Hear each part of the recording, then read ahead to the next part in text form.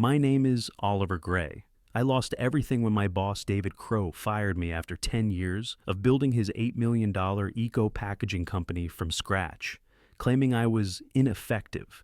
He took all the credit for my work, but I uncovered his fraud.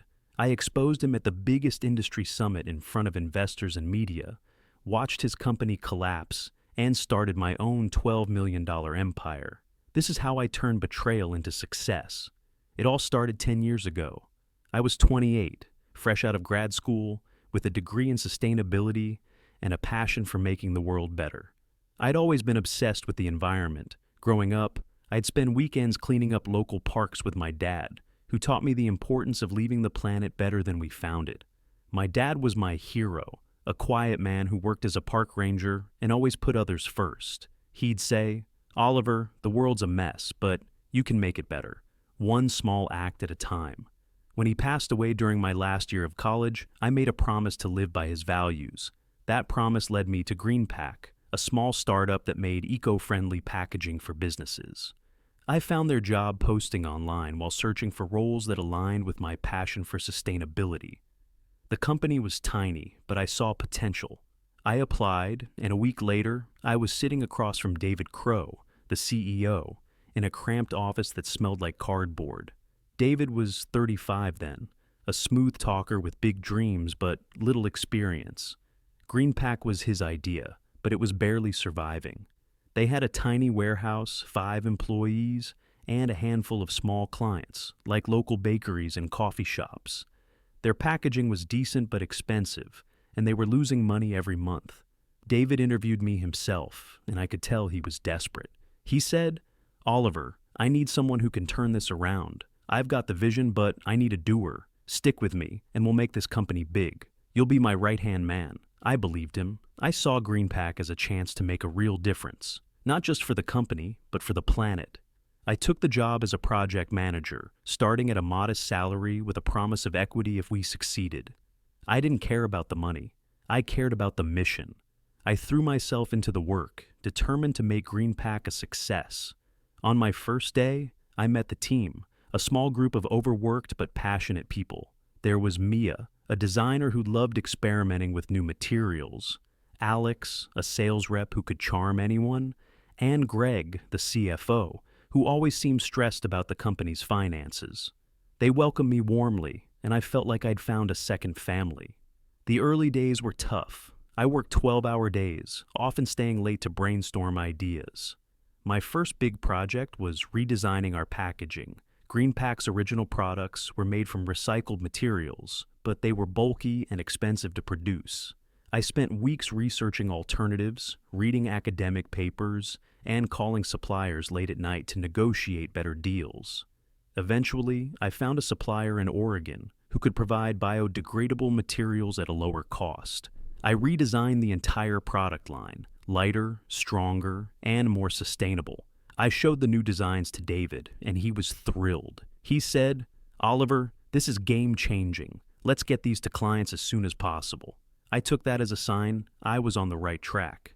Next, I focused on sales. GreenPack needed bigger clients to survive, so I started cold calling businesses, pitching our new packaging. Most hung up on me, but I didn't give up. I'd spend hours crafting the perfect pitch, practicing in front of a mirror until I got it right. After weeks of rejection, I landed our first major client, a national grocery chain called Fresh Mart. I'd spent days preparing a pitch, showing them how our packaging could save them money and boost their eco-friendly image. I drove 6 hours to their headquarters for the meeting, barely sleeping the night before. When they signed a $500,000 contract, I felt like I was on top of the world. I called David from the parking lot, my voice shaking with excitement. "David, we did it. Fresh Mart signed. They're in for $500,000. He laughed and said, "Oliver, you're a rock star. This is just the beginning." That contract changed everything. Fresh Mart's order gave us the cash flow to expand. I hired more staff, negotiated better deals with suppliers, and streamlined our production process so we could handle larger orders without sacrificing quality. I also came up with a marketing campaign called Pack Green, Leaf Green, which highlighted our commitment to sustainability. I worked with Mia to design the campaign visuals, bright green packaging with a leaf logo, and pitched the idea to a major environmental magazine. They loved it and ran a feature on us, calling GreenPack a rising star in sustainable business. Suddenly, we were getting calls from companies all over the country. Over the next few years, I kept pushing. I landed deals with tech companies, clothing brands, even a major airline that wanted eco-friendly packaging for their in-flight meals. I'd fly across the country for meetings, sometimes sleeping in airports to save money. By year 10, GreenPack was worth $8 million, with clients in every state and a reputation as an industry leader. I thought I'd earned my place. I thought David saw me as a partner. I was wrong. One morning, I got an email from David. The subject line read, "Termination notice." My stomach dropped. The email was cold, formal. "Oliver, your performance has been deemed ineffective. Your employment with GreenPack is terminated, effective immediately. Clear out your desk by noon." I couldn't believe it. I'd given 10 years of my life to this company. 10 years of late nights, missed birthdays, canceled vacations. I'd sacrificed so much, thinking I was building a future. I'd missed my sister's wedding because I was closing a deal with a client. I'd skipped countless family dinners, telling my mom, "I'll be there next time, I promise. Work's just crazy right now." I marched into David's office, my hands shaking with a mix of anger and disbelief. He was sitting at his desk, sipping coffee like nothing was wrong. I said, "David, what is this? I've given 10 years to this company. I built GreenPack. You can't just fire me." He leaned back in his chair, a smirk on his face, and said, "Oliver, I built this company, not you. You were just along for the ride. I need fresh talent now. You're done. Pack your things and get out." I was stunned. I tried to argue, reminding him of everything I'd done, the Fresh Mart deal, the product redesigns, the marketing campaign. I said, "David, I landed our first big client. I redesigned the entire product line. I got us into that magazine. You wouldn't be here without me." He cut me off. "Don't make this harder than it needs to be. Security will escort you out if you don't leave." I left the office in a daze, carrying a box with my belongings. My coworkers avoided eye contact as I walked out. I'd hired half of them, trained them, celebrated their birthdays, and now they wouldn't even look at me. I heard whispers as I passed by. One of them, Alex, the sales rep I'd mentored, muttered, "I can't believe David did this. Oliver was the best boss we had." But no one stood up for me. That night, I sat in my apartment, staring at the wall. I'd given 10 years of my life to GreenPack, and David had thrown me away like I was nothing. I kept replaying his words in my head. "I built this company, not you." The betrayal cut deeper than I expected. I couldn't sleep, couldn't eat. I felt like I'd lost a part of myself. I thought about my dad, how proud he'd been when I told him about GreenPack. He'd said, "Oliver, you're doing what I always wanted to, making the world better. I'm so proud of you." Now, I felt like I'd failed him. I'd let David take everything I'd built, everything I'd worked for. I cried that night, for the first time in years, feeling the weight of 10 years of sacrifice crashing down on me. A few weeks later, I saw an article in a business magazine. David was on the cover, smiling, with the headline, "David Crowe, the visionary behind GreenPack's $8 million success." The article didn't mention me at all, not a single word about my contributions. David took credit for everything, my product designs, my client deals, my marketing ideas. He painted himself as a genius, a self-made man who turned a failing startup into an industry leader. He even had the audacity to say, "I saw the potential in eco-packaging when no one else did. I took the risks, and it paid off. I felt sick." He hadn't just fired me, he'd erased me. The article went viral in the industry, and suddenly, David was everywhere, giving interviews, speaking at events, being hailed as a sustainability pioneer. He was invited to galas, awarded CEO of the Year by a local business group, and even started writing a book about his journey. Meanwhile, I was struggling to pay rent. David had promised me equity in GreenPack, but when I checked, I realized he'd never filed the paperwork. I had nothing, no shares, no savings, no future. and it got worse. David started spreading rumors that I was difficult to work with and burned out. I applied for jobs at other companies, but no one would hire me. One recruiter even told me, "Oliver, I heard you were let go from GreenPack for performance issues. We can't take the risk." I hit rock bottom. I was 38, unemployed, and blacklisted in the industry I'd helped build. I thought about giving up, moving back to my hometown, and starting over in a different field. I even looked up jobs in my dad's old line of work, park ranger positions that paid next to nothing but would let me escape the corporate world. But every time I saw David's face in another article, I felt a fire in my chest. I wasn't going to let him win. I knew GreenPack better than anyone. I'd built its foundation, and I knew David wasn't as perfect as he pretended to be. If he was willing to betray me, what else was he hiding? I started digging. I remembered that I still had access to an old company email account that David forgot to deactivate. It was a shared account we'd used in the early days for vendor communications, and I hadn't logged in for years. I signed in, holding my breath, and found a folder marked Investor Reports. What I saw shocked me. David had been falsifying financial records for years. He was hiding profits, claiming lower revenue to avoid taxes, and pocketing the difference. He'd also been lying to investors, inflating GreenPack's growth numbers to secure more funding.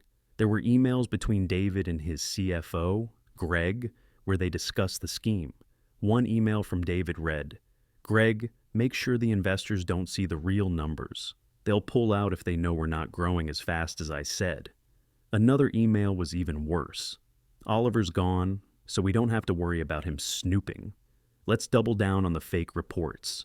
There was also a recorded Zoom call from 6 months earlier where David bragged to Greg, "The investors are eating out of my hand. They think we're growing 30% a year. Keep the real numbers locked down and we'll cash out big." That was my proof. David wasn't just a liar, he was a fraud. He'd been stealing from the company, from the investors, and from the government. I downloaded everything, financial reports, emails, the Zoom recording. I knew I could take him to court, but that wouldn't be enough. A lawsuit might get me some money, but it wouldn't hurt David the way he'd hurt me. I wanted to hit him where it hurt most, his reputation. I needed a stage, a moment where the whole industry would be watching. That's when I found out about the Ecotech Summit. The Ecotech Summit was the biggest event in our industry, held every year in San Francisco. It was a 3-day conference attended by investors, media, and industry leaders, with panels, networking events, and a live-streamed keynote speech. David was set to be the keynote speaker on the final day, giving a talk titled "GreenPack's Vision for the Future." The summit would be streamed live to thousands of viewers online, and the audience would include some of the biggest investors in the sustainability sector. It was the perfect opportunity. If I exposed David there, he'd have nowhere to hide. I spent the next 3 months preparing. First, I needed to rebuild myself. I took a low-paying job as a consultant for a small packaging company just to pay the bills. It was humbling. I went from running a multi-million-dollar company to writing reports for a tiny startup. My new boss, a kind woman named Linda, noticed how overqualified I was. She said, "Oliver, you're too good for this job. What's your story?" I told her a simplified version. "I used to work for a bigger company, but things didn't work out. I'm starting over." Linda nodded, but I could tell she knew there was more to it. She didn't pry, and I was grateful. The job gave me enough stability to focus on my real goal. In my free time, I started planning my own business, EcoWave, a company that would make sustainable packaging even better than GreenPack's. I used everything I'd learned over the years to design a new product. Biodegradable packaging that could be customized for any business at a lower cost than GreenPack's. It was lightweight, durable, and fully compostable, with a modular design that let clients mix and match sizes. I knew it could compete with GreenPack if I got the chance. I reached out to a few old contacts from my GreenPack days, suppliers I'd built relationships with over the years. One of them, a woman named Carla, who ran a materials company, was happy to hear from me. She said, "Oliver, I always knew you were the real brains behind GreenPack. David's an idiot for letting you go. I'm in." Let's make EcoWave happen. Carla connected me with a small investor named Tom, who specialized in green tech startups. I met Tom at a coffee shop, bringing my prototype and a business plan I'd written over sleepless nights. I didn't tell him about David or GreenPack. I just showed him what EcoWave could do. Tom was impressed. He said, "Oliver, this product is incredible. It's better than anything GreenPack has. I'll invest $100,000 to get you started." That $100,000 was a lifeline. I used it to build more prototypes, set up a small production line, and test the product with a few local businesses. The feedback was amazing. A cafe owner who tried our packaging said, "This is incredible. It's cheaper, stronger, and I love that it's eco-friendly." "You've got a winner here," a boutique clothing store owner told me. "My customers love the custom designs. It makes my brand stand out. I'm switching from GreenPack to you." Within 2 months, EcoWave had 5 clients, and I was working on a pitch for bigger investors. But I kept my plans quiet. I didn't want David to know what I was doing, not yet. I also kept gathering evidence on David. I hired a private investigator, a guy named Mike, to dig deeper into GreenPack's finances. Mike found even more dirt. David had been using company funds to pay for personal expenses, like a $50,000 vacation to the Maldives, a new Tesla for his wife, and a $20,000 watch he bought for himself as a bonus.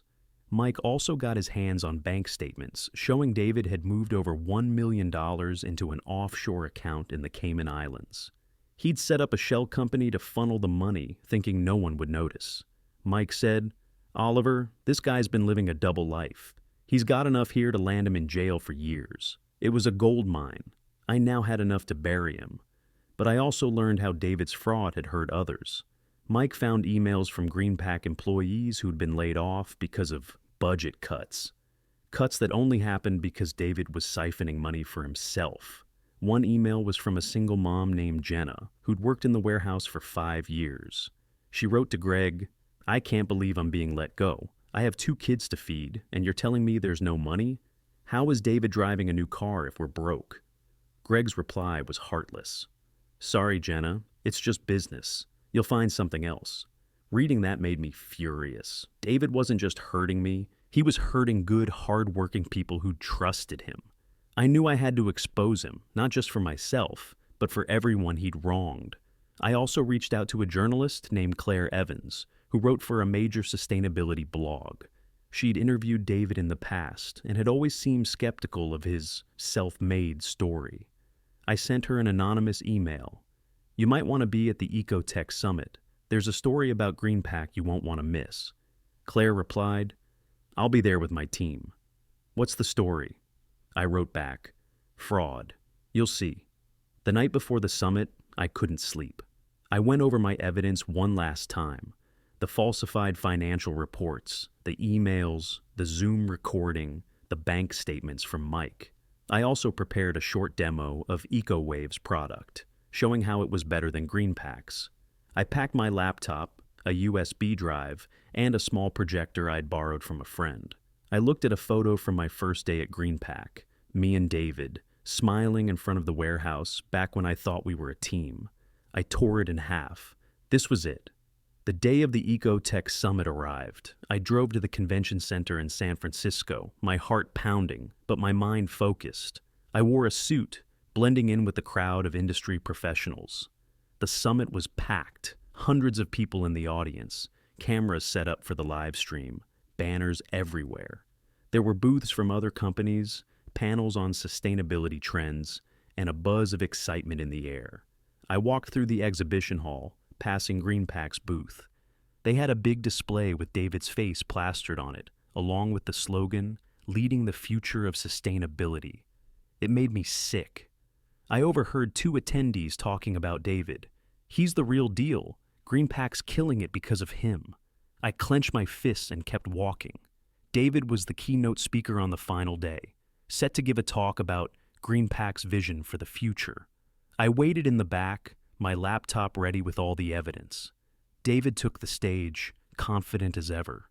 He was wearing an expensive suit, his hair perfectly styled, a big smile on his face. He started his speech. GreenPack is leading the way in sustainable packaging. I built this company from nothing, and today we're worth $8 million because of my vision. I took the risks, I made the tough calls, and I turned a failing startup into an industry leader. The future of eco-packaging is bright, and GreenPack will be at the forefront. The crowd clapped. David basked in the applause, smiling for the cameras. He went on about his innovations, claiming credit for my product designs and my marketing ideas. He even mentioned the Freshmart deal, saying, "I knew Freshmart was the key to our growth. I worked tirelessly to close that deal, and it paid off." Every word he said made my blood boil. That's when I stood up. I raised my hand and said, "Excuse me, David, I have something to say." The room went silent. David squinted, trying to see who I was. When he recognized me, his face turned pale. He said, "Oliver, what are you doing here? Sit down." I didn't sit down. I walked to the front of the room, holding my laptop. The cameras turned to me, and I could feel the eyes of everyone in the room, and thousands watching online, focused on me. I said, "I'm here to tell the truth. David didn't build GreenPack, I did. I worked there for 10 years, designed the products, landed the clients, and made it the success it is today. I brought in Freshmart, our first big client. I redesigned our entire product line. I created the Pack Green, Live Green campaign. And then he fired me, claiming I was ineffective. But that's not the worst part. David's been committing fraud." The crowd gasped. David shouted, "That's a lie! Security! Get him out!" But I was prepared. I had already connected my laptop to the projector I'd brought. I opened the first file, the falsified financial reports. I said, "These are GreenPack's real numbers. David's been hiding profits, lying to investors, and pocketing the money. He's been claiming lower revenue to avoid taxes while moving millions into his own accounts." I showed the emails between David and Greg, including the one where David said, "Oliver's gone, so we don't have to worry about him snooping." Then I played the Zoom recording of David bragging about fooling the investors. I showed the bank statements Mike had found, highlighting the $1 million in the offshore account, and the personal expenses David had charged to the company, like his Maldives vacation, his wife's Tesla, and the $20,000 watch. I said, "David's not a visionary, he's a thief. He stole from the company, from the investors, and from the government. He even used company funds to lay off employees like Jenna, a single mom, so he could fund his lavish lifestyle.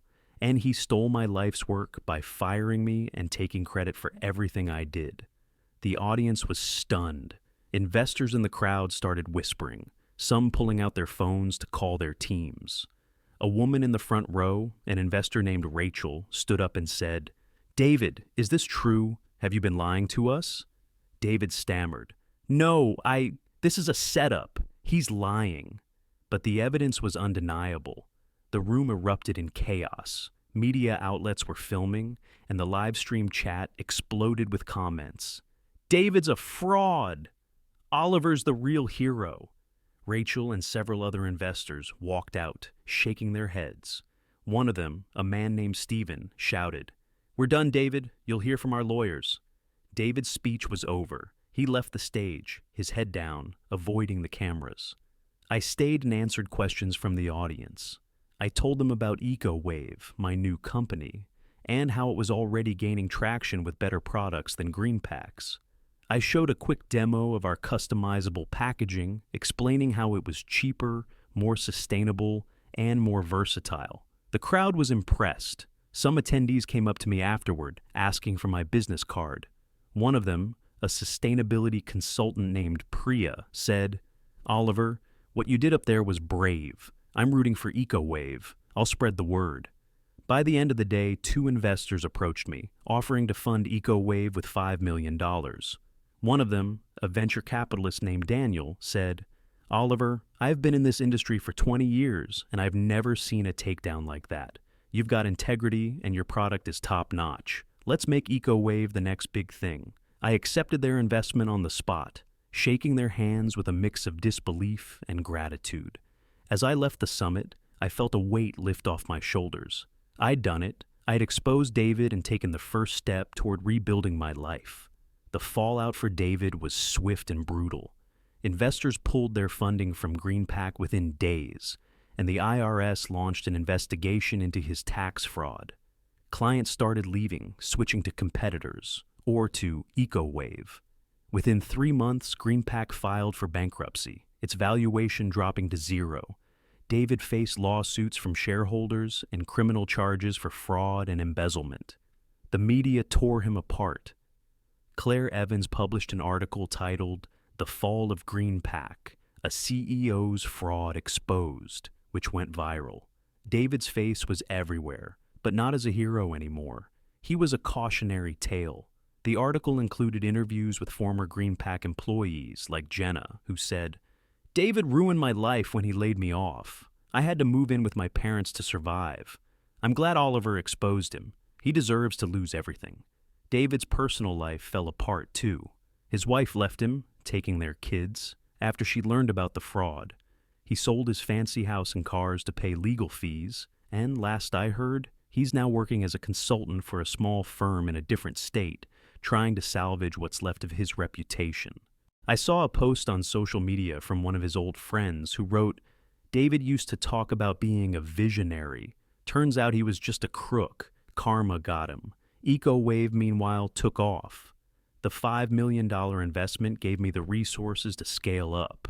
I rented a warehouse, hired a team of 20 people, some of whom were former GreenPack employees who reached out to apologize and ask for jobs. One of them, Mia, the designer, said, "Oliver, I should have stood up for you at GreenPack. You were the best boss I ever had. I'd love to work for you again." I hired Mia and the others, building a team I could trust. We signed contracts with 20 major clients in the first year, including some of GreenPack's former clients like Freshmart, who switched to EcoWave after hearing my story. Their CEO called me personally and said, "Oliver, we always knew you were the reason GreenPack succeeded. David was a fool to let you go. We're happy to work with you again." By the end of the year, EcoWave was valued at $12 million, and I was named Entrepreneur of the Year at the next Ecotech Summit, the same event where I'd exposed David. The irony wasn't lost on me. I stood on that stage, accepting the award, and gave a short speech. This award isn't just for me. It's for everyone who's been underestimated, betrayed, or counted out. Never stop fighting for what's yours. The crowd gave me a standing ovation. It was one of the proudest moments of my life. After the ceremony, I met with Claire Evans, the journalist who'd covered the story. She said, "Oliver, your story has inspired so many people. You didn't just take down a fraud. You showed the world what resilience looks like. I'd love to write a follow-up piece on EcoWave." I agreed, and her article, "From Betrayal to Billions, The Rise of EcoWave," brought even more attention to my company. We gained 10 new clients that month alone. I never spoke to David again. I didn't need to. I'd taken back everything he stole from me, my pride, my career, my legacy. I saw an article about him a few months later, calling him the disgraced CEO who lost it all. It quoted him saying, "I made mistakes, but Oliver ruined me. He didn't have to go that far." I laughed when I read that. He ruined himself. I just made sure the world knew the truth. Now, I'm living the life I always deserved. EcoWave is changing the packaging industry, and I'm a millionaire at 38. I bought a new house, a modest one with a big backyard where I can plant a garden, something I'd always wanted to do. I planted a small tree in memory of my dad, a reminder of the values he taught me. Every time I look at it, I feel like he's with me, proud of what I've accomplished.